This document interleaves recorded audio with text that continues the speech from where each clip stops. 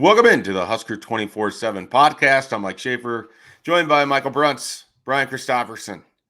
Gentlemen, the season is inching closer, and we feel like we know a few things about this Nebraska football team, and there's still quite a bit that we don't know. And so, utilizing your wealth of knowledge, the two of you, we're going to run through every position room, and one of you is going to tell us things that we know, and the other of you is going to tell us things that we are still needing to learn about this specific position group. And to make it easy, we'll just start right away on offense with the quarterback.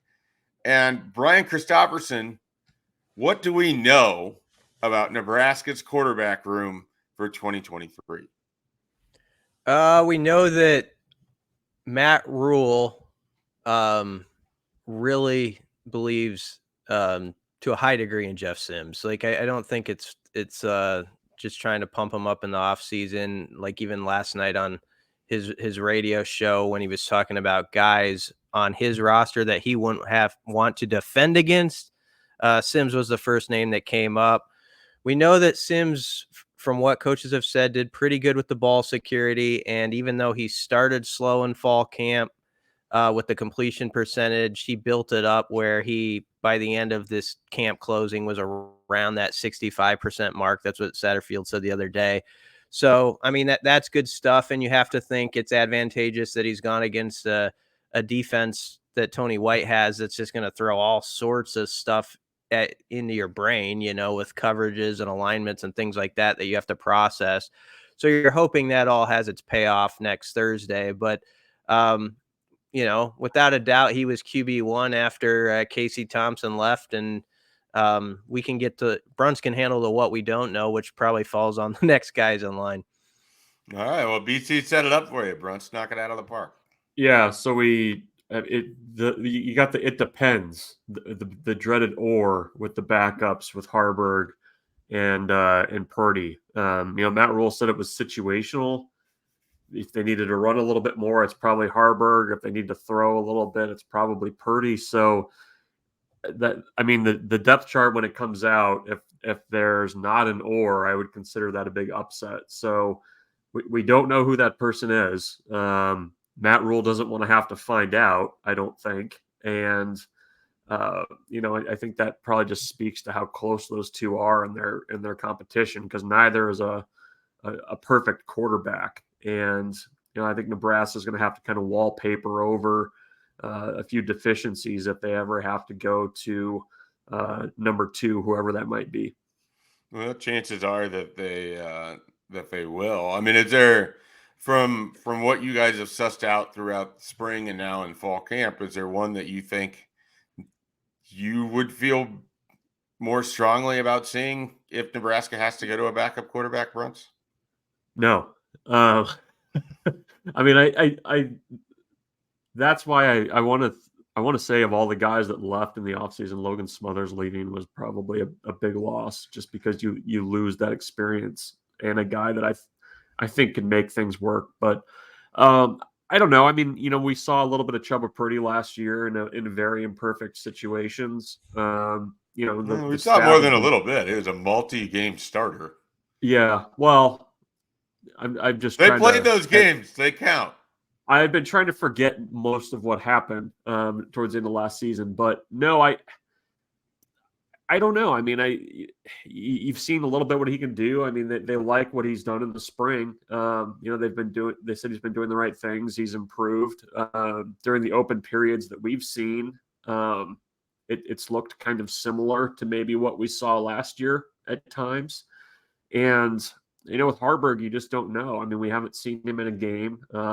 It's been a long time since he's played in a meaningful football game, but I think he probably can do the stuff in the running game that they want. So it's not ideal. I mean, I think a lot of programs around the country face that with a backup quarterback, but I just don't know. There's just not a great answer behind Sims right now, and his health will continue to be one of the main storylines of the season, I think. PC, is it possible the Nebraska quarterback situation could look better if Nebraska's offense wasn't reliant on its quarterback to be Superman every year? Yeah, I was just thinking that actually.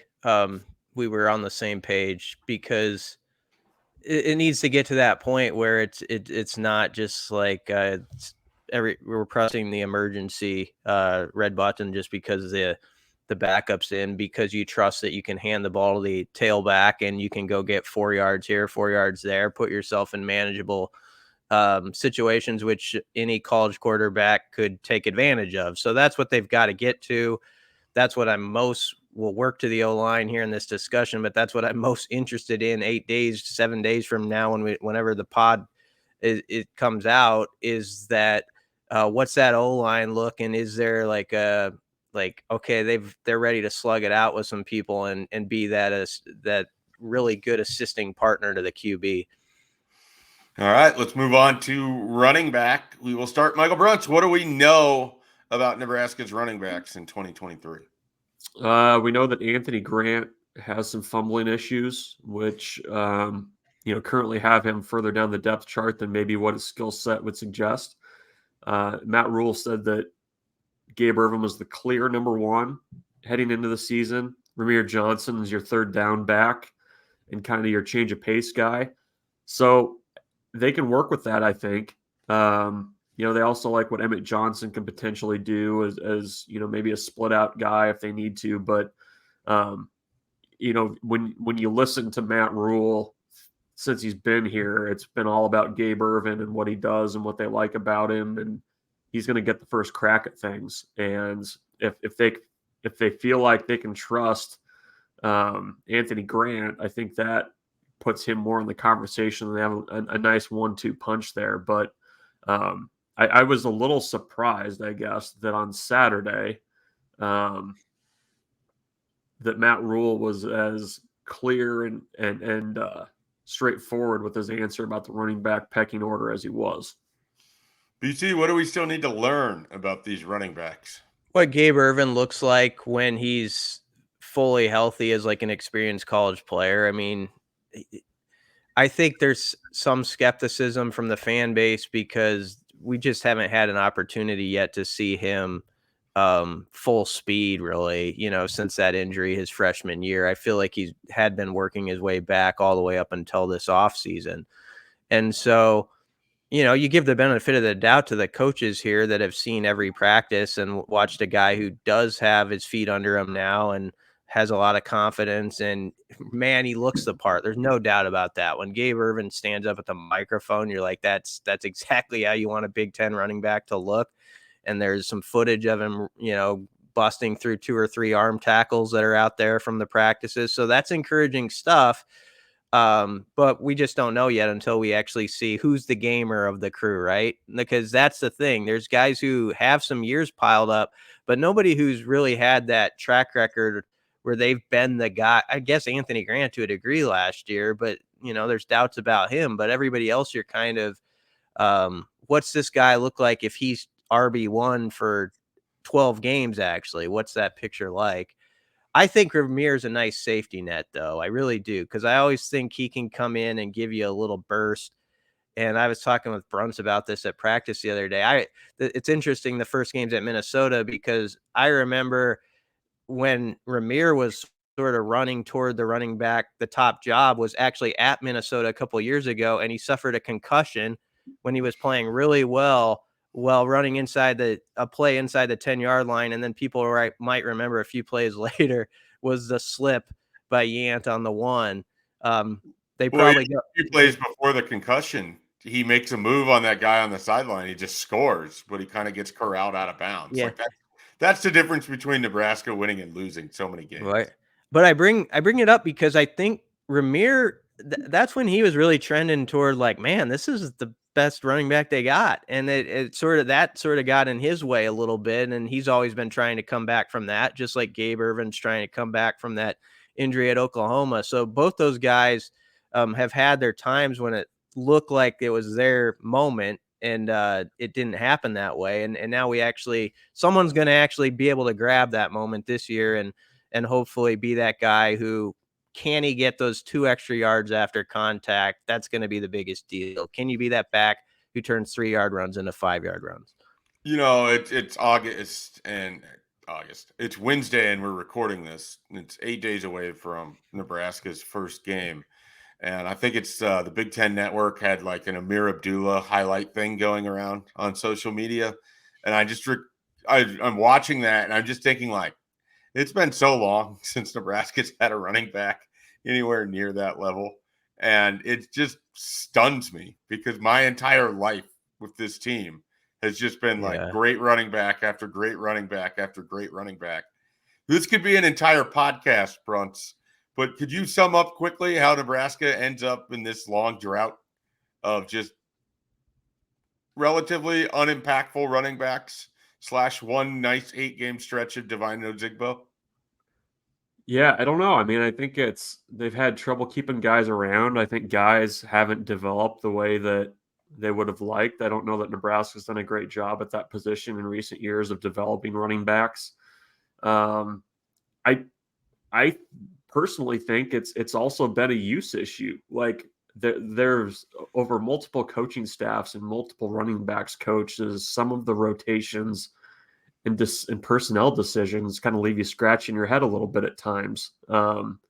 So I don't think it's just one thing. I mean, certainly Nebraska's uneven offensive line play through that time hasn't helped either. But I mean that you put all that in a cake pan, you throw it in the oven, and that's how you end up having to rely on Adrian Martinez so much, or Jeff Sims so much, or whoever the quarterback is. So we'll see if they can kind of buck that trend. But I mean, we're going on almost 8 years. Yeah. Since Amir Abdullah left. I mean, it's been that long. Yeah. The perfect example of what a top tier running back, how it just changes everything. And we always knock the O-line in past years, but Amir that was an okay O-line, but he made them look a lot better. And I always bring up the Miami game from 2014. If you want an example of a game afterward, you're looking at the stats, you're like, oh man, they're just pounding it down Miami's throat and all this stuff. You go back and watch it, you're like, that's a brilliant running back making plays out of nothing on some of those where it's 7 yards when it would have been nothing for a lot of guys. And so that's what you're searching for. They think they got something there, though. That's the thing. I mean, Rhule has been bullish on the running backs since the spring, and he has not backed away from that. So you got to have an open mind about it because they really are confident, I think, in that position. I feel like that last was directed directly at me. You got to have an open mind about it. No, it wasn't. I'll be the first to admit I'm incredibly skeptical of this running back room, but it wasn't directed at you. I think you're projecting. Well, it could have been directed at me or the general public. Which one did you want to direct it to? I don't know. I think there's deserved skepticism about the run game as a whole until you see it with your own eyes. So why would you blame anybody for having that after what we've watched? Speaking of skeptical, let's move on to the wide receiver room. Brian Christopherson, what do we know about Nebraska's wide receivers in 2023? Well, Billy Kemp is like behind Jeff Sims is like as important as anybody on this roster. He's going to be the punt returner as well, and they're pretty excited about that, it seems like. But I just think he's going to have a high volume of catches this year. It sounds like he's tearing it up. He's a huge portal addition, not only because of what he can bring on game days, but I think as they're trying to get those freshmen up to speed where maybe you see them start to pop up we get a month or so into the season. He's the guy who's that peer tutor who's very useful to them. So Kemp is the thing I feel really good about. I feel everything else is a wild card, which goes to what Bruns has to answer, I guess. But there's not a lot of things I just am definitive on, except the fact that I think Billy Kemp's going to be really good and trusted a lot. All right, Bruns, you have your PowerPoint ready? What do we not know about Nebraska's wide receivers? Yeah, sit down. We don't know a lot. We know Kemp. We don't know who what like the rotation looks like, or if that rotation can be productive. And certainly Xavier Betts, we've talked about that a ton, but him leaving is another question mark for this group. At least just not having somebody that is athletic, the type of guy that can go and just get open. Marcus Washington's health, he's back. Marcus Satterfield said, but you'd like to be able to rely on him. I think just his presence makes that room look so much better. But beyond that, I mean, it's going to be kind of a mishmash. You're going to have freshmen that need to step up, even though Matt Rhule says they don't. I mean, I think it kind of becomes a little bit of just a body count issue. I mean, you need somebody that can, beat a Big Ten defense deep. And I think it's got to come from probably that freshman group. They like Alex Bullock and what he can do. I think he's going to be in that mix. Ty Hahn might factor there too. But again, this group probably more than any has been a concern for the staff pretty much since they got here.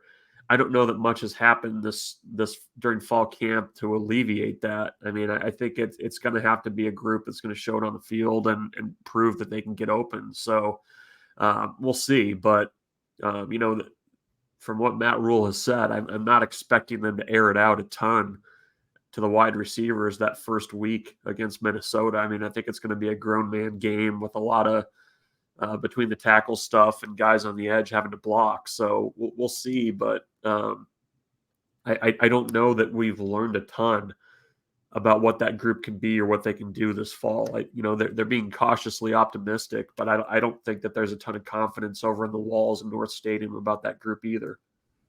And I'll say this too. I don't know that that's necessarily the staff's fault. I mean, that's a position group that really has needed to been rebuilt from the foundation, and that they're kind of paying the price for, again, almost a decade of just not being able to develop that position or keep guys around.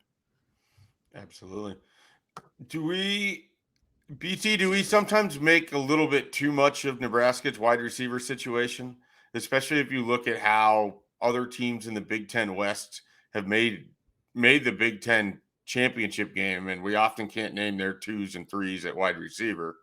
As long as you have one guy, it seems like that's what you sort of need in the Big Ten West. Now, this isn't, Purdue doesn't fit this example necessarily, but your Iowas and your Wisconsins and your Minnesotas and your Illinois, how often are we talking about their number 2s and 3s wide receiver? Not as much. I mean, some of those are just bad offenses too. A couple Which of them, I think is what Nebraska might just be. Well, I think it possibly. I mean, a lot of this comes back to the run game too. If the run game is up to snuff, we're less worried about like who's the third or fourth guy. I think the ultimate wild card in this conversation is a guy like Garcia Castaneda, who I forgot to mention it. Sorry. No, I just think that if he Schaefer shaking his head. You let us down in what we don't know. I know. I don't know because I didn't mention him. Sorry.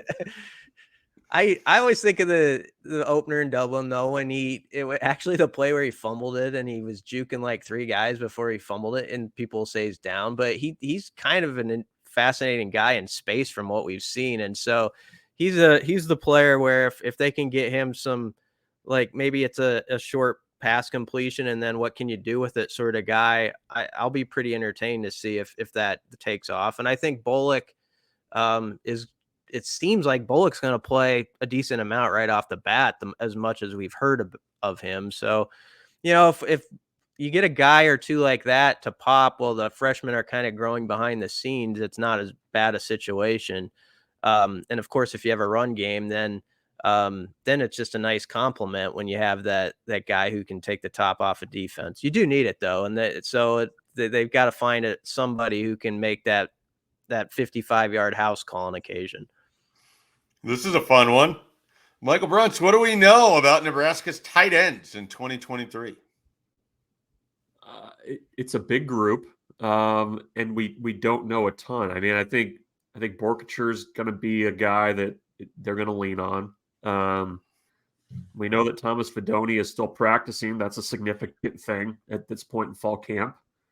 But beyond that, I mean, I think we know that Nebraska is going to lean on that group a lot. I mean, to your conversation about, other Big Ten West teams, you might not have been able to name the third wide receiver, but you sure as hell could name the top tight end or a guy that was kind of filling that role. So I think they like the potential of that group. I think there's a ton of athletes, but there's still question marks. Gilbert's waivers there. Brian can get into that too, but it seems like a group with a high ceiling and kind of a medium floor right now. All right, Brian, take it away. Yeah, we don't know if they'll have Gilbert. I've been sort of, I don't know. At this point, I'm sort of under the impression you don't have them until you hear otherwise. So, and I think they've proceeded that way through August, which, as Rhule stated, is a disappointing deal if that's how it comes out. I think so let's say he's not part of the equation. I think then there is curiosity about sort of who the third and fourth guys are there, as much as they're going to use the tight end in this offense. Bonner is definitely an interesting figure. Who was all the talk of spring.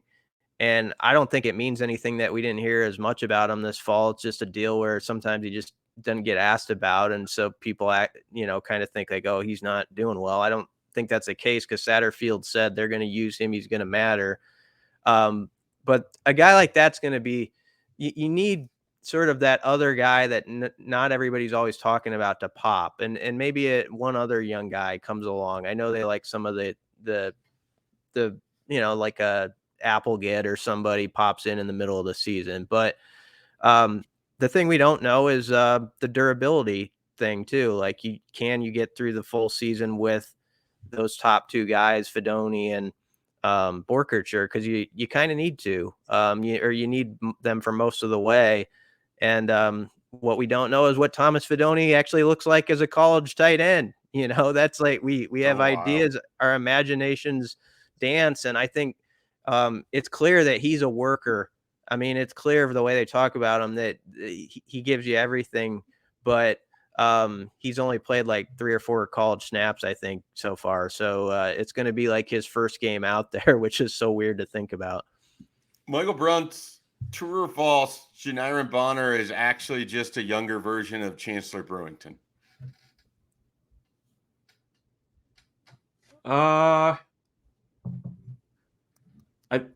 It's a good comp. I think he's put together a little bit differently. Like,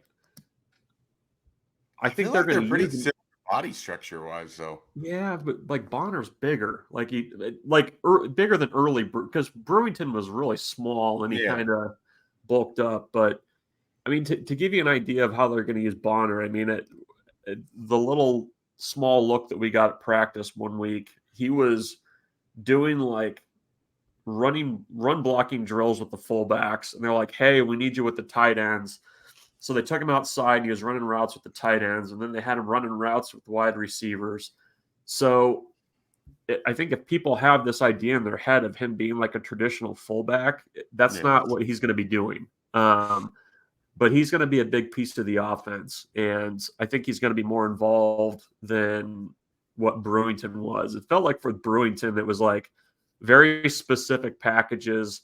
Obviously, the player where he would come running down the line and like blow up an outside linebacker, that was his wheelhouse. But I mean, Bonner's going to be a lot bigger piece of the offense. I just want to make sure that when a tight end goes in motion, the press box collectively holds its breath, because that was like for 2 years that became like the sort of most exciting thing that was happening up there. So I mean, if that says something, you start doing the meme of the guy rubbing his hands together when he does that. Yeah. All right. We are 24 minutes in, and we are to what everyone wants to always talk about. Who had it last time? All right. Brian Christopherson, what do we know? What do we know about Nebraska's offensive line in 2023? I think we know the starting 5, which is, you have your Corcoran on your left tackle. You have Ethan Piper, left guard, Scott center, Nuri at right guard, Ben Hart at right tackle. We know that Prohaska's back.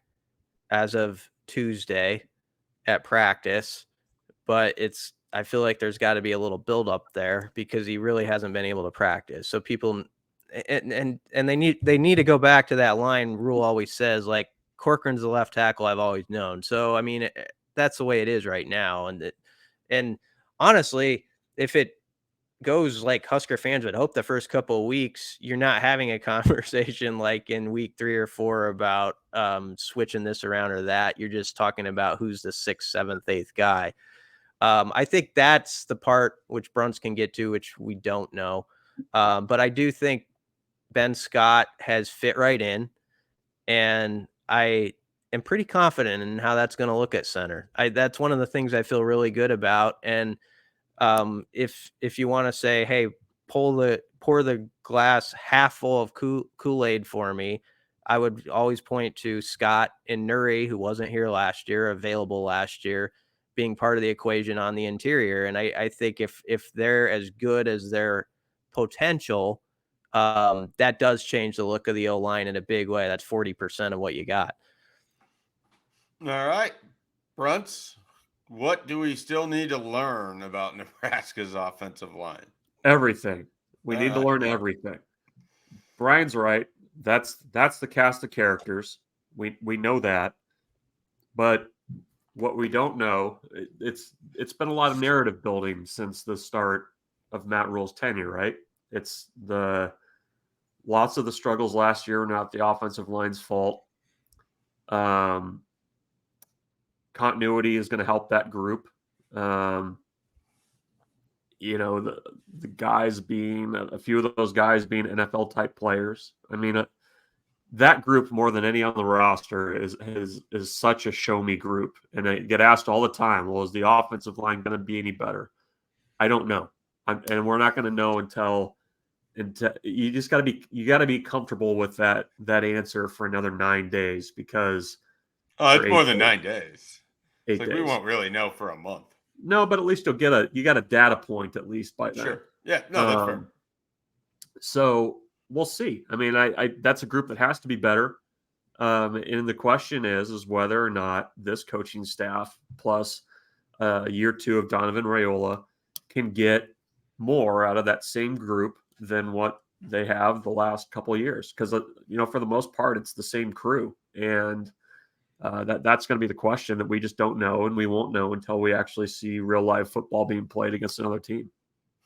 Brunts, do you think throughout college football history there's been a fan base less enthusiastic about 7 guys with starting experience that are available to play along the offensive line?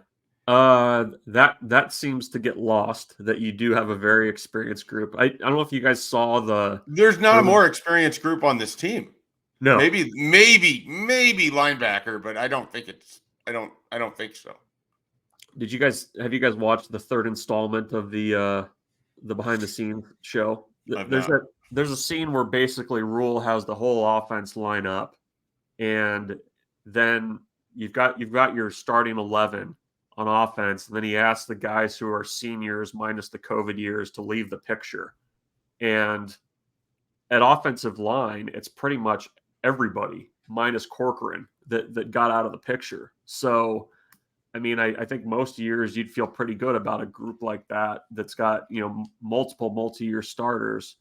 But again, that's why it's we just don't know, because you know who they are. You kind of have an idea of what they've been, but you're betting on that ceiling being higher than what it's been, and then being able to reach it. So I don't know. I mean, I think the experience helps, but I think also with that group, we don't know if having good cohesion between how they're going to coach offensive line and what they're going to ask those guys to do, and the guy calling plays, if that's going to help too. Because that's was such a huge piece of it last year, and just making it look really, really bad. PT, any other offensive line thoughts you'd like to get out there? No, it's pretty well covered there, right, Brunts? I would just say, I mean, beyond the obvious of it's the opener, and why wouldn't you be fired up? This game should mean everything right off the bat to this O-line when you think about the last 3 years against Minnesota, and Minnesota basically beating Nebraska in sort of alleyway fights, ugly type of games, but sort of winning the type of with the type of formula that Rhule talks about winning with going forward for the Huskers. And so this group, I know they're not going directly against Minnesota's O-line, but Minnesota's got 2 or 3 changes they have going, including at their center spot where they lost a guy to the NFL draft.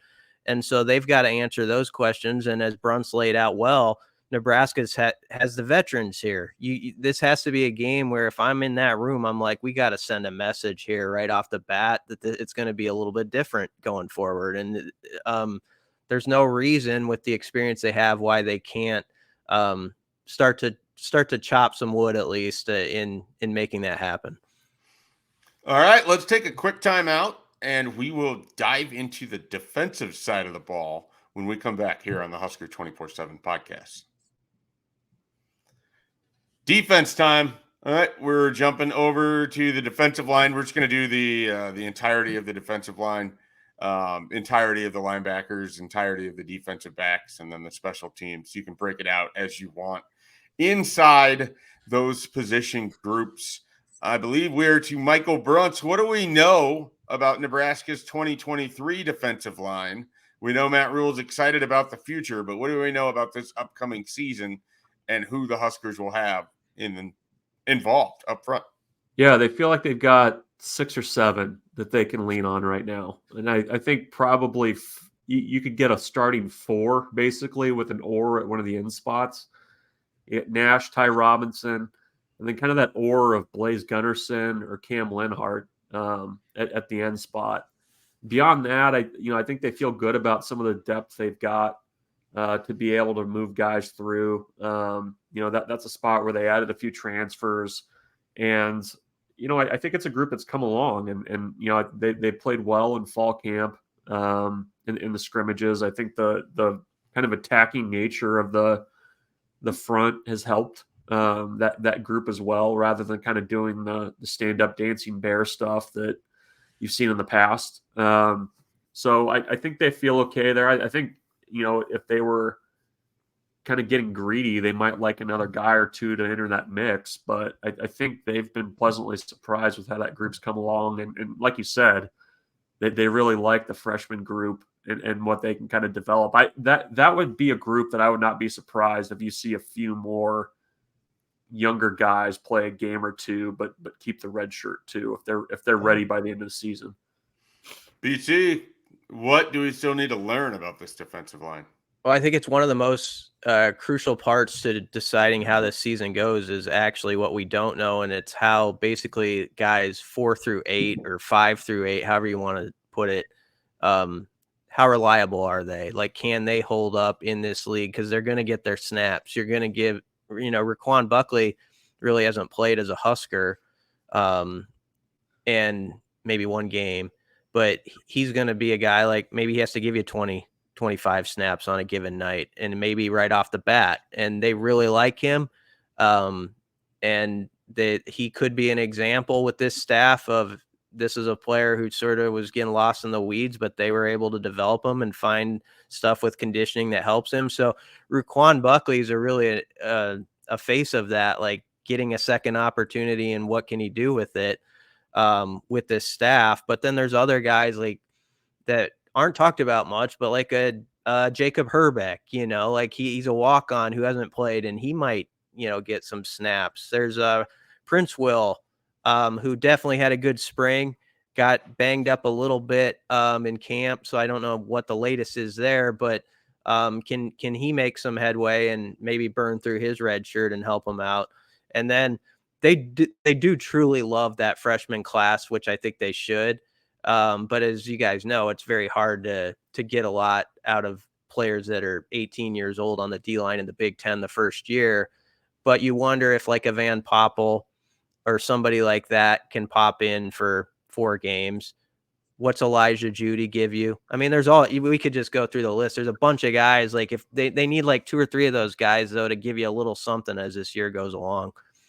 I don't really have a follow-up question here. I just want to make a statement. This is by far the group that I'm most excited with the transition to Matt Rhule. Like I just feel like his experience and his track record with defensive linemen is pretty strong.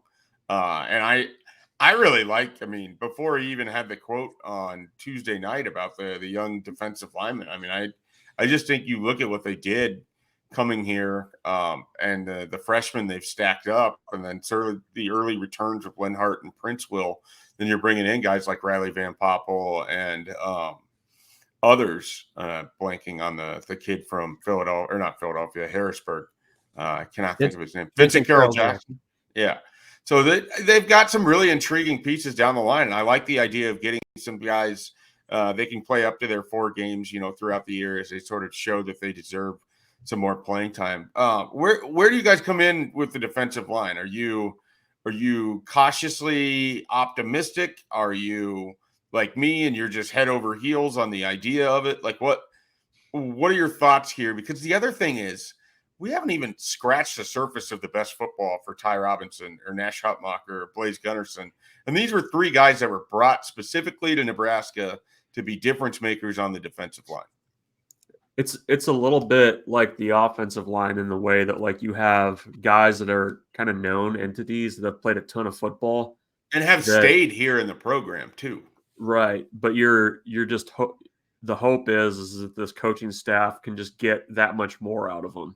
And, they look different physically this year. I think that group more than any, I've been struck by how different they look with the change in conditioning style and the way they did things in the off season. But I would go arrow up on those guys in my mind. I'm intrigued by them. I wouldn't say I'm head over heels quite like you are, just because like Brian, I thought Brian laid it out pretty well that like 5 through 7, that's where the concern is, and whether or not you have the true depth to, be able to run guys in and out without having to rely on, Hutmacher and Robinson for 80 snaps a game. PC? Yeah, I feel I'm encouraged with that group compared to what I thought I would be. And that's even with, and this should be said, like Brody Tagaloa was going to play this year, not available now. And so they've had a setback or two, and they, I think, have been able to overcome it. The reason I'm somewhat encouraged is I just think the defense is having a really good camp from just how you pick up on things. And when Tony White is up there, and he's speaking about his crew, it feels like a guy who thinks he maybe has something, not like it's going to all be perfect right off the bat, but he's liking where it is headed. I think if you wanted to buy stock in a position group, I would buy the stock in the D. I'd buy a lot of stock in the D line right now. And I'm not saying that for just this season. They could have their growing pains, but I think in 2 or 3 years, they've got a lot of guys who you would be hopeful that's a pretty stout bunch to deal with. Absolutely. All right, moving to linebackers, a position that I think boasts the most single-digit players on Nebraska's current roster based on the new hierarchy that Matt Rhule has created with single-digit numbers. BT, what do we know about Nebraska's linebacker room? We know Reimer has kind of emerged, I think, as that dude, and you could say, well, that would have been obvious, but I didn't know that before the spring, like how certain guys would adapt to the new staff, and you heard so much about John Bullock, who is going to play a lot, that I started to wonder, like, okay, what does that mean for some of these veterans? But Reimer has definitely shown this staff like he's a dude who should be one of the top guys. And I think Nick Henrich has made a nice comeback. We know that too, and you got to give him credit. He's at least put himself in the mix and earned a single digit there, and is going to be a good team leader. And then we know at the jack spot that there's 3 guys. I kind of think MJ Sherman's the head of that crew, but you got Jamari Butler and you got Chief Borders, and that's sort of the joker position, and it's called the jack, but it's the position where they can move that guy up to the defensive front and do a lot of fun things with him. And so if this defense is going to take off like they hope it does, I think that position is going to have a large say on whether that's true or not. Brunts, what do we still need to learn at linebacker ahead of 2023? Yeah, I think the big one is everybody's, always asking about the pass rush. That jack position is going to be really big for that, and kind of how they do things. It feels like in this defense, with the way that they're going to mix and match, that linebackers are going to have opportunities to, get in the backfield, make some TFLs and sacks. And I do wonder, if this group is up for that. I mean, I think the defense fits Luke Reimer really well. I think it probably fits MJ Sherman really well, but you're going to need one of those guys to be pretty productive in terms of disruptive plays and things like that. So we still don't know if that's going to be the case. But I do think they have players that they feel pretty good about. They're veteran guys. Like you said, I think Henrich coming back pretty strongly from that was a really bad knee injury. That bodes well as well. So. I think they've got guys that they can move in and out, and feel okay about the production there. But I think you just need to see probably a little bit more from the pass rush and those disruptive type plays that are going to be really important for, when Matt Rhule talks about playing close games, turnover differential, that kind of stuff. I mean, a lot of that's going to have to come from the linebacker group, I think, in terms of making plays and getting off the field. Which linebacker BC are you like most excited to sort of see in this 3-3-5 iteration? Honestly, it's the jack. I mean, it's the jack guys. It's those MJ Sherman, Jamari Butler guys, and if they can create plays behind the line of scrimmage. But I would also say Bullock, just because we've never really seen him play defense, and they've talked so much about how he was one of the best players in the spring, and he could start out there at Minnesota. I don't know. So just the fact that here's a guy you've heard so much about after practices, who's a local guy, pretty good story, sort of like Reimer came up as a walk-on, and here he is now ready to be a key contributor. That's a guy I'm really interested to see what that looks like. Same question to you, Brent. I blanked on the question. What linebacker are you most excited to see? Yeah, I mean, I think I'd probably go Reimer. Look at your show now. Come on. I'd go Reimer. I think it fits him well. I think he's been a very productive backer during his time at Nebraska. Maybe probably hasn't gotten to do, but I think I'm eager to see how he gets sideline to sideline in this defense. I think he's going to be a really key piece for it. Yeah, I would say Reimer as well. But I also want to mention, and BC did this too, but Henrich, this is a guy who's a top 100 player, recruit, and we haven't seen the best version of him as a high school player. He was really, really good. And I think there's a lot more to his game than what we've seen at Nebraska so far. So I am intrigued to see how he kind of fits too. And if athletically he can hang, if he's asked to cover, if he's asked to do these different things. So I've got a lot of intrigue as to what this version of Nick Henrich can do in Nebraska's defense. Moving on to the defensive back room, the last position here on the defensive side of things. I believe we are back to Michael Bruntz. What do we know about Nebraska's defensive backfield this upcoming season? We know they've got a lot of options. We know that I think they like that group. I think they do. A guy that's emerged that would not be surprised to see him in the starting lineup is Deshaun Singleton. He's a guy that Matt Rhule's talked a lot about. And, with them needing three safeties at times, I mean, I think he's going to be one of them. Isaac Gifford, they can't stop talking about back there as well. He's going to be another big piece. So, they also have some versatility, thanks in part, I guess, to the way that Travis Fisher recruited as defensive backs, but they can move Malcolm Hartzog around.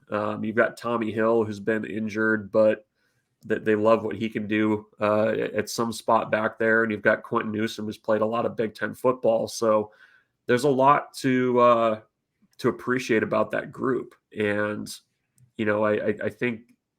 I think this system should fit some of these guys pretty easily. A guy like Gifford, that's probably more of that hybrid type player that they're going to be able to take advantage of his athleticism a little bit more with this defense. BC, what are you looking to learn still? What do you still need to find out about this defensive backroom? How much they actually rotate back there, because I feel like through the history when you cover this program, and I think this is probably commonplace at a lot of schools, it doesn't feel like in the secondary you shuffle guys in and out as much, especially at those safety spots. So when he talks about playing up the 25 guys on defense, I wonder how much when it's, a 3-point game, how much you're really going beyond your 5 or 6 core guys. So that'll be interesting to me if they do any grand shuffling there at all or not. Tommy Hill, I love his story this offseason, but I think he's sort of like, all right, show it in the games now, because that last offseason there was sort of a similar build up to him and he kind of struggled early on. Seems like he has his confidence back from what we've heard, and has been a great teammate, and they like what he's about. So we all know that he was a big time recruit and has a lot of gifts, physical gifts. So if he takes off, that opens up a whole lot of options for you, because you can move Hartzog all over the place. And I guess that's the other thing, where exactly you set Hartzog down. He's got to play somewhere. He seems like he's been working at safety. Is he one of those guys? Do you have a Singleton, Gifford, Hartzog safety crew, and then Newsome and Hill at your corners? Not bad. That doesn't seem bad when you say it out loud. And then there's Omar Brown, who's a veteran guy you could turn to for another snap. So those are kind of the 6 I think of, and we just don't know if there could be another wild card who pops up at some point, including one of the freshmen, because I know they like Ethan Nation and Dwight Boodle too. Yeah, so last year, and there's more than just these 3, but these 3 were sort of thought to be big additions for the secondary, and none of them really quite had the mark on the year that you would expect. And I'm talking about Omar Brown, Tommy Hill, and Deshaun Singleton. Brunch, if you had to pick one of those guys to bet on for 2023, who are you taking? Singleton. I think they feel like they've really got something there. When you hear Matt Rhule talk about him, there's almost a curiosity on his part as to why he didn't play last season. And Miles Farmer's situation was a big talking point during during fall camp and his eventual transfer. I don't think that they're really sweating too much over there. Losing a multi-year starter in part because of the fact that they have Singleton there. So I'll save my wuss bet of the week for special teams, and I feel like Singleton's a guy that you can really bet on. All right, BC, between Omar Brown and Tommy Hill, which of those 2 would you bet on? I guess I'd say Tommy Hill, just from, I think he could have a larger role. I don't know for sure if that's going to be the case, but Tommy Hill could be a starter, and I'm not sure if Omar Brown is right off the bat, as you kind of think about the Singleton storyline and how he seems to be taking a space. But Tommy Hill I know that Travis Fisher, when he was here, sometimes had quotes about guys that were sort of in the sky about what they could be, and they sounded good in the offseason, but you wondered, can that really be the case? But if you go back to what he used to say about Tommy Hill's skill set and the type of corner he thought he could be, and he was just like sure as can be that he's like an NFL player. And so I know exactly what he's saying. I think he's a guy who has those type of capabilities within him if he can harness some of the right stuff. And it seems like they think he is. Because when you talk to like Trey Palmer last year, you ask him who's the toughest guy to go against, he would say Tommy Hill. And so, Trey Palmer's doing all right for himself right now, it seems like. So I think he does have a huge ceiling, and it's just like, how close to that can he get right now? It would be a big thing if he becomes the next just solid shutdown guy over there for Nebraska. My takeaway there is that BC thinks Tommy Hill has more upside than Sauce Gardner by using Trey Palmer as an example. That's exactly right. Yeah. Did I follow that line of logic perfectly there? Sauce ain't got no sauce is what I was saying. Wow. Going after Sauce Gardner. That's I think Sauce is that's good. an interesting one. We'll I'm get sure, his comments later. I'm sure he listens to the pod. Yeah. Big fan. He and Jack Stoll used to listen together. All right. We'll finish up special teams here. Michael Bruntz. Actually, no, we're back to Brian. It's hard to keep in order when you try to do this. We're back to Brian. What do we know about Nebraska special teams 2023? Got a really good punter. He's Buschini, I think, can be one of the best in the league in the country. I believe that. Because of what he did at Montana, I still go back to that. And if he's not playing half the season on one leg, I'd like to see what that looks like. So protect him, please. I like Buschini too. He's a married guy, like playing in college. I just think he's got a cool storyline with that. Beyond that, I think we know that Billy Kemp is the punt returner, and sounds like Emmett Johnson might be the kick returner. I guess that could fall into Bruntz's category. That was mentioned though, that he could be the kick returner. But Kemp is definitely the punt returner, and I think they believe that he can break a big one or two back there, and they like his experience. I also think we know they're going to be aggressive. I would not be shocked at all if this special teams unit of Nebraska pulls some tricks, early in the season too. It wouldn't surprise me at all. And one other thing we know, they're going to try really hard to block a punt the first couple of weeks, which sounds Captain Obvious, but I remember Foley saying, like, if you can get a block punt like early in September or something, it changes the whole dynamic because people have to think about that, and it can help your return game, and it all plays off each other. So that's going to be a big deal for them to go after and get one early on. Now, BT, when you talk about Nebraska's kick returning, are we expecting that they have the ability to get past the 21-yard line? I don't know. I think that's a question for the press conference Friday, actually. It probably was a question earlier in camp. I don't think Rhule's ever been asked about like his philosophy in this age of how much you should fair catch it with the kickoff game, or if they give a lot of thought to that. But I'd be curious what they say. Would you phrase it as sort of Parker Gabriel would? They give you the ball at the 25. just set it up. It's one of those things where a guy, media guy, he's just stating their opinion and not actually asking a question, right, sort of thing. Yeah, we could do that. That could be good. All right, Broads, take it home. What don't we know about Nebraska special teams for 2023? We don't officially know the kicker yet. Do we unofficially know? Are you guys exchanging texts without me? Not officially. You're not officially exchanging texts without me. No, just on the side. I would bet this is my wuss bet. I'd go Alvano on that one, but I think that is a really important decision that they've got to get right if they're going to be playing these close games and needing those points desperately in these close games. So the other thing we don't know, the kick returner question is an interesting one. I mean, as much as they mentioned Emmett Johnson, he's in the mix back there. Garcia Castaneda was one. That was where they were using Ethan Nation a little bit, and I don't think he's necessarily ready for the bright lights at corner, but he's at least made a mark, I think, as a potential special teams guy. And like Brian said, they're going to be aggressive. If they can find the right piece there, maybe you do let a guy bring it out and risk, getting it at the 21 instead of the 25. But I do think that the kicking piece of it, they've got to get right. And it's a slightly concerning that in 2 of the 3 scrimmage weekends, he mentioned that the kickers did not have good days, either of them. So that's something to follow early in the season. Is Bleeckrow didn't have a good spring game either. No.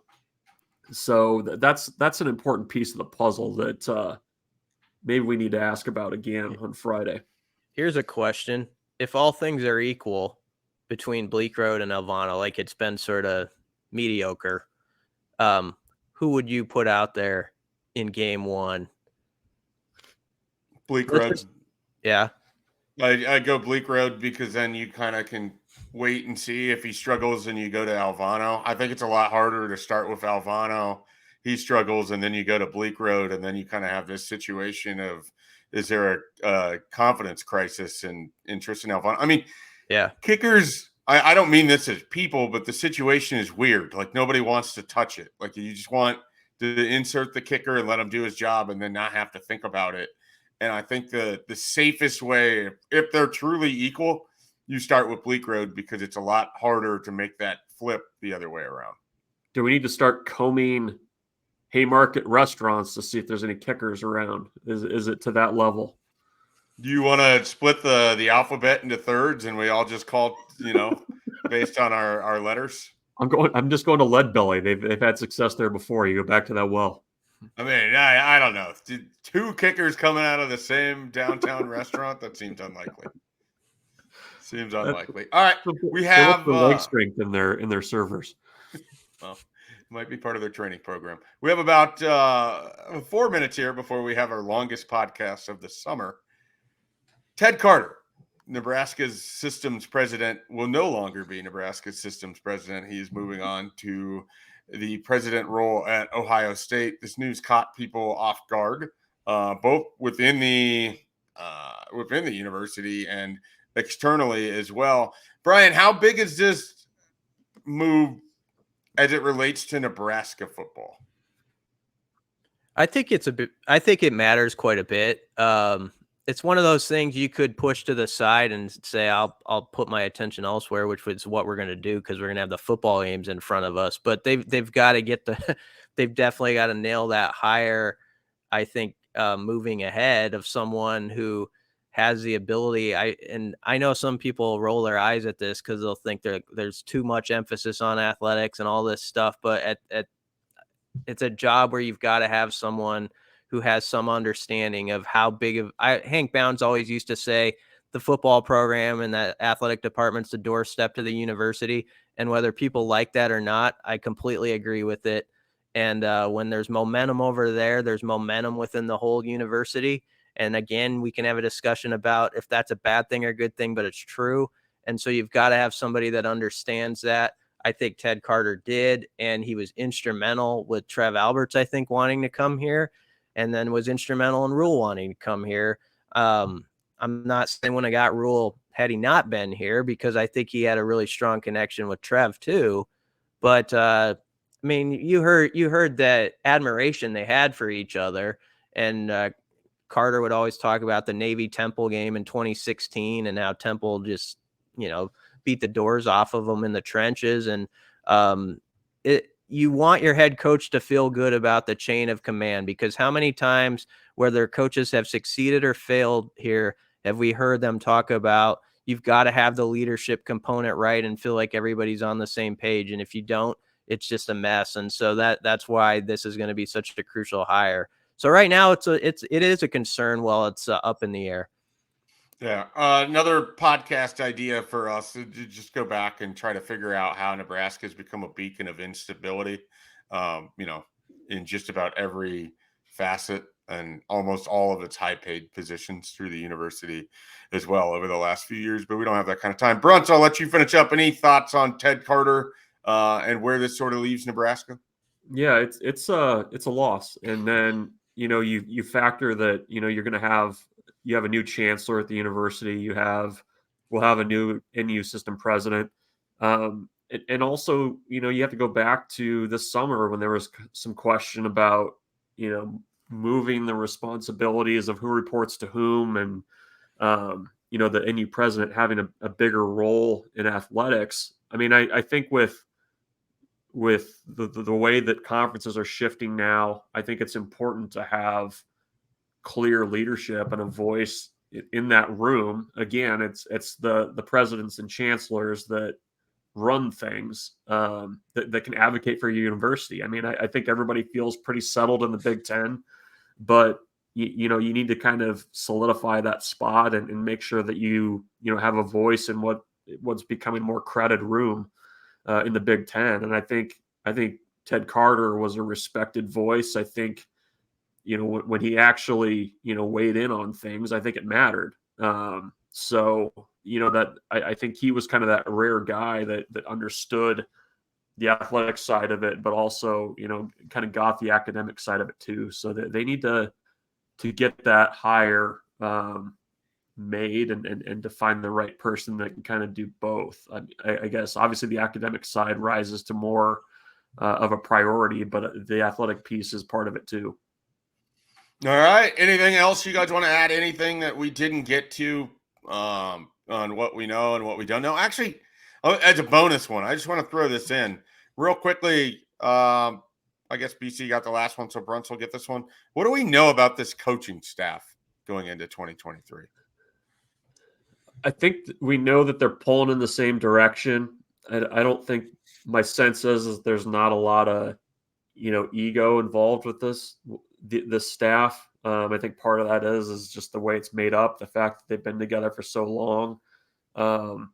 We'll see if, how that plays out when you're in tight games and, need to make good decisions, but they know who they are. And I think they kind of know what the other guy is going to do that's coaching next to him. So I think there's probably value in that, but that also falls into the, we'll see how this goes in that opener. BC, what do we still need to learn besides everything? Yeah, I mean, it's all the things. I guess I feel pretty good about it because of what we've heard about their progress this fall camp. But it is an interesting storyline when you step back from the trees a bit and you think like, okay, the defense is led by Tony White, and he's the one guy who, really wasn't part of the Rhule tree of coaches. And so there has been this buildup of having to, get on the same page, I'm sure, with stuff over the last 8 months. And it seems like that's gone pretty well from what we've heard, which you wouldn't expect it here otherwise. But it is encouraging when you hear the defense is playing so well. But how does that look in the season, when you're on a game day and things are, you're under the heat lamp, so to speak. I think what helps it out is, Tony White, he's kind of a good-natured guy, and I just feel like he's got the type of personality that's so like he's affable, and I think it can really connect with guys and has done a good job. So that's probably going to help him. But I guess if you're searching for something like what don't you know, it's how they come together on game days and how that works in the headsets and all that stuff, which we won't know anyway, but we'll know somewhat by the play, I guess. Absolutely. All right. Great stuff, guys. As always, you can catch all of our content at Husker247.com. Plenty of things going on as we get prepared for the start of the 2023 season. And the next time you hear our voices, it'll be the three of us joined by a special guest as the Husker 24/7 Hypecast returns for yet another season in which we will get you hyped, possibly for Nebraska to win football games and quite possibly for them to even play in December at a potentially remote location or an open-air press box in New York City. What about January? January could be on the table, but I think that they need to try to play a game in December somewhere first that isn't Rutgers before we start to worry about January. Is that fair? Championship week is what you're referring to. Yes. I'm referring to Nebraska representing the Big Ten West in its last year in Indianapolis as a massive underdog against Penn State. That's who I have winning the conference this year, by the way. Nobody asked, but that's what I have.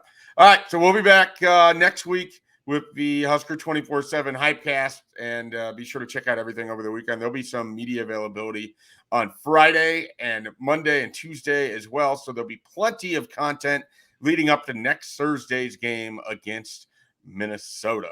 For Michael Brunson, Brian Christopherson, I'm Mike Schaefer. We're Husker 24/7. We'll catch you next time.